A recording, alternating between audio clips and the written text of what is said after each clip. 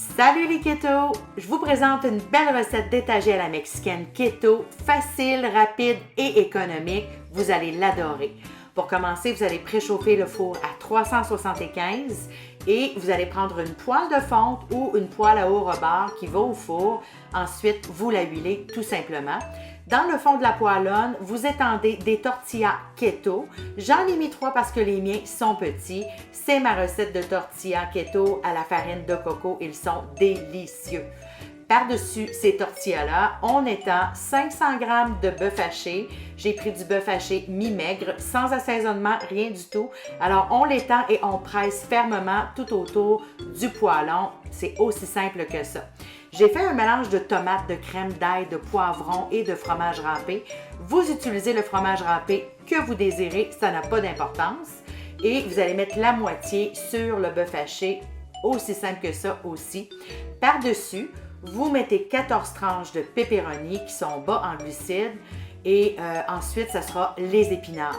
Pour les pepperonis, j'ai utilisé des pepperonis de bonne qualité. De cette façon-là, j'obtiens des pepperonis avec beaucoup moins de sucre. Donc, c'est meilleur pour notre santé. C'était 1 g de glucides pour 14 petits pepperonis.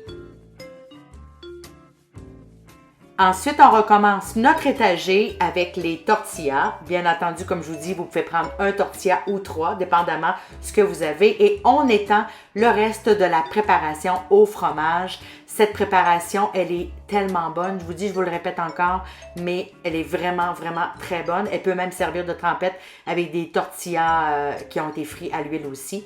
Et on recommence avec les pepperonis, 14 tranches de pepperonis. Comme je vous disais, 14 tranches, c'est 1 g de glucides. C'est très, très peu dans cette recette qui va servir à peu près, je vous dirais, 8 personnes. Et on remet des épinards hachés à la main.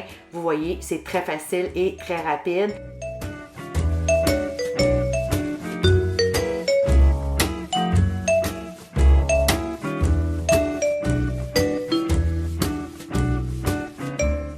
Par-dessus les épinards hachés, on ajoute environ une demi-tasse de fromage râpé que vous désirez, celui vraiment que vous aimez. J'ai fait un mélange de mozzarella et parmesan, mais vous n'êtes pas obligé d'ajouter du parmesan si vous n'aimez pas. Et comme décoration, sur le dessus de ma préparation, j'ai ajouté du pepperoni et du basilic que j'ai haché pour en avoir un peu partout.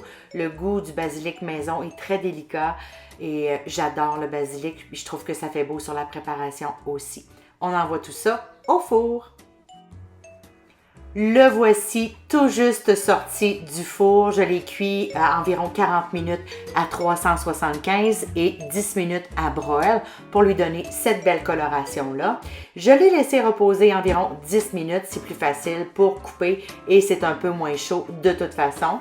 Vous pouvez faire entre 8 et 10 portions et l'étagé mexicain se conserve au frigo environ 5 jours. Sinon, vous pouvez aussi le congeler et le faire décongeler au réfrigérateur, bien important.